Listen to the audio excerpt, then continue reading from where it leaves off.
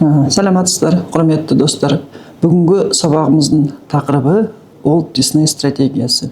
Негізі методологтар, ғалымдар, психологтардың барлық методтары, тағы да қайталап айтамын, адамның өмірін жақсарту үшін, сол методтарды дұрыс пайдаланған кезде бір жақсы нәтижелерге жету үшін арналған. Сондықтан бұл методты біраздан кейін түсінесіздер, қай жерлерде қалай пайдалануға болатынын.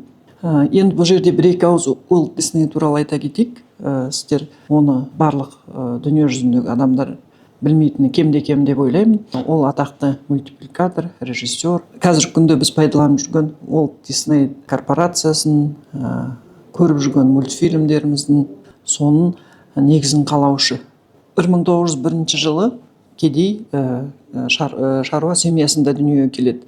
Әрине балалық шағы қиыншылықта, кедейлікте өтеді. Бір 20 жастан асқан кезден бастап ол жаңағы мультфильмді түсіру арманы болады. Өзі бір студия ашып, команда жинап, қаражаты жоқ болса да қарызданып, сондай бір әрекеттер жасай бастайды. Бірақ оған успех дейміз ғой, жетістік 27 жасынан асқанда бірақ келеді. Психологияда психологтар, ғалымдар, зерттеушілер адамның мінез құлқын, стратегиясын зерттеу арқылы ол жетістікке қалай жеткен зерттеп, соның жолын алып, басқа жолда пайдалануға болатынын сондай бір теориялар ойлап табылады. Бір үзім нанға мәжбүр болған кездер болады, командасын кетіп қалған кезі болады, банкрот болып, студиясын жабылған кездер болады, бірақ бір жерге келгенде ол бір жетістікке жетеді. Сол стратегияны алып, қалай жетістікке жетті, кез келген адам өмірінде пайдалана алады. Енді моделирование деген бір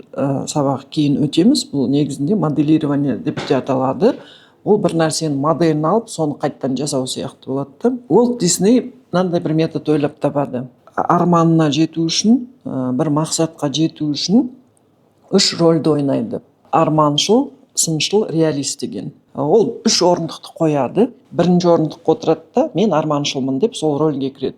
Ешқандай кедергісіз армандайды. Осылай болса екен, анаған жетсем екен, жаңағы мультипликация жасасам екен, соның бір персонаждарын дүниеге әйгілетсем, балаларға қызық болса, ертегіні мультипликация түрінде жасасам деген сияқты мысалы армандайды. Одан кейін екінші орындыққа отырады, сыншылдың рөліне кіреді. Сыншыл ол сынақ айтады.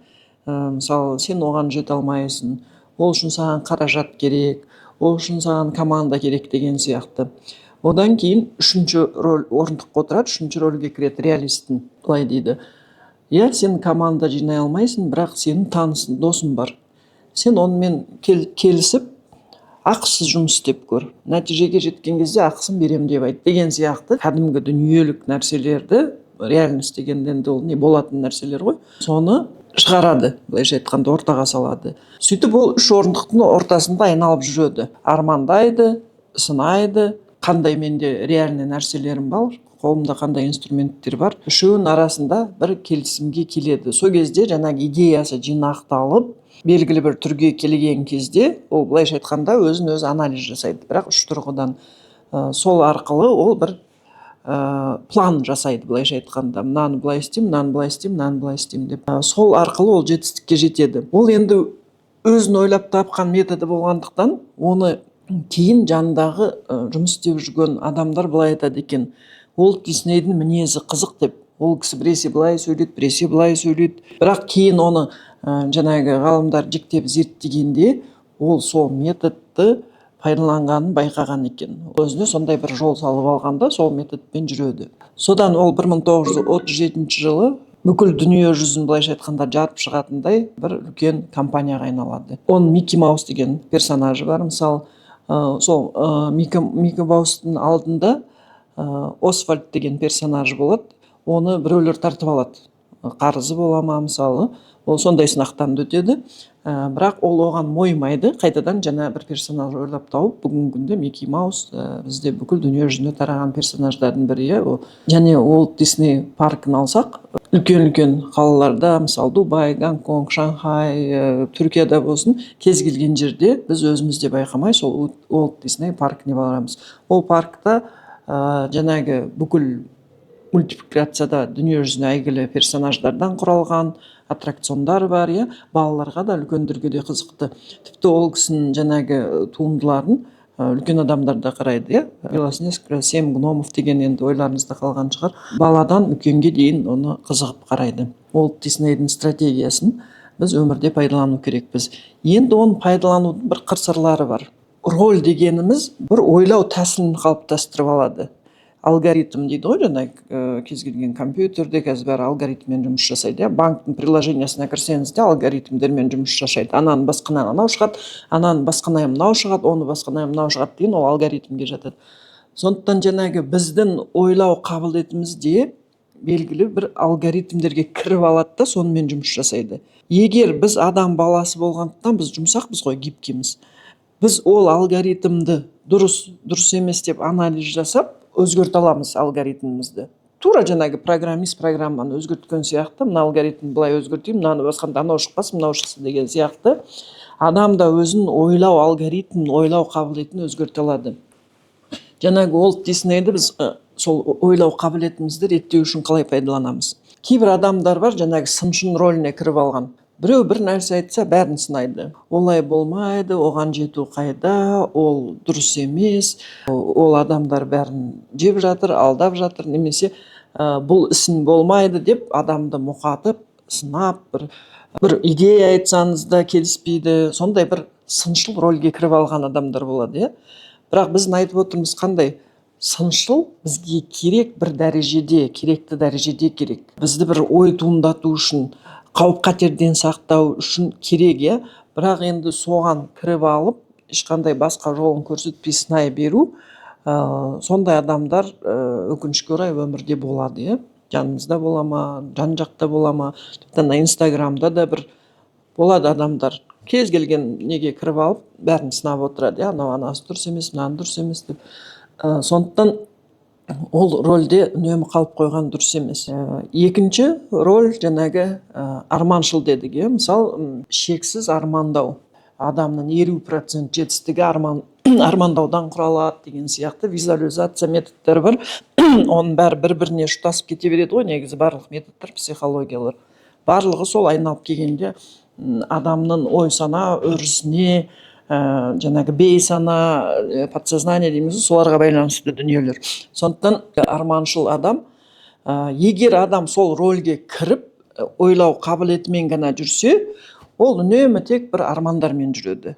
Армандайды, бұлай болсам шіркін, бірақ әрекет етпейді, жаңағы реальный нәрселер жасамайды. Жаңағы үшінші рөл реалист дедік қой, реальный рөлдер жасамайды.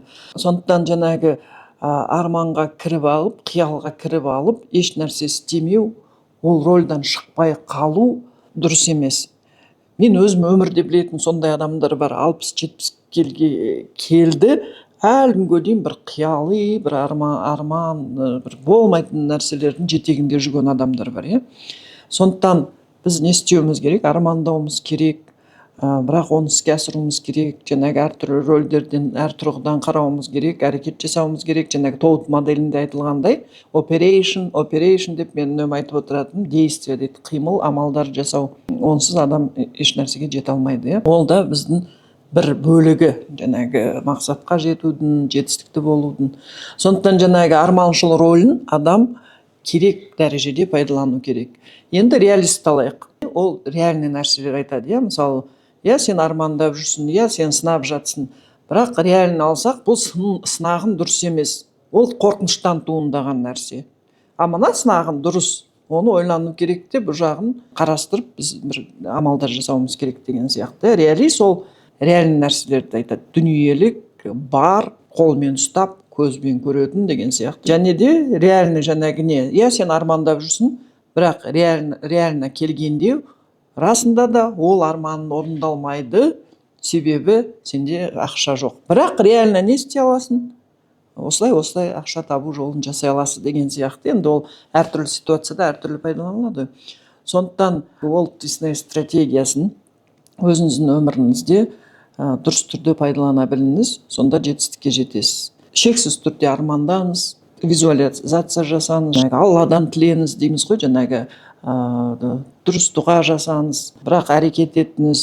Бір жағынан сын көзбен қарап, мына жерде ағаттық болуы мүмкін деп сыншының рөліне кіріп шығыңыз, және реальный өмір сүріңіз. Жаңағы қолымда бар нәрсе не, бұл реальный ма жоқ па, реальный қолымда қандай инструменттер бар, қандай ресурстар бар дегендей, жаңағы соның бәрін дұрыс ұштастырсаңыз жетістікке жетесіз. Әрине адам арман үшін рөлін көбірек ойнау керек деп ойлаймын. Армансыз адам қанатсыз құсқа тең деп айтып жатады. Және армандар олар бізді жетелейді, бірақ біз арманды ары қарай мақсатқа айналдырып, іс-шаралар істеп жетістікке жетуіміз керек. Жетістікке жетуімізге болады. Керек деген нәрсе адамға негізі қиындау тиеді де, бізге керек деген нәрсе ол қиындау болады. Мойындағы жүк сияқты болып қалады. Сондықтан керек деген сөзді азырақ пайдалануымыз керек. Жетеміз, ұнайды деп ол сөздерді орнына ауыстырып отыру керек. Сондықтан сіздерге осы Уолт Дисней стратегиясын өміріңізде пайдаланыңыздар. Және де ойлаймын, жаңағы Уолт Диснейдің өмірі бізге бір мотивация береді деп. Себебі адам 37 жасында ғана бір жетістікке жетті. 27 жасынан бастап жолға түсіп, жаңағы методын пайдаланып, сол арқылы дүние жүзіне әйгілі компаниялардың біріне айналып, өзі дүниеде жоқ болса да қазір миллиардтаған активі бар компанияның біріне айналды. Тек қана бір методты пайдалану арқылы ғана адамның ойлау қабілетін, жаңағы алгоритмдерін қалыптастыру арқылы. Егер біз өзімізге жақсы алгоритмдер қалыптастырып алсақ, біз автоматты түрде соның бәрін орындай аламыз. Сондықтан бұл методты түсініп алып пайдаланыңыздар.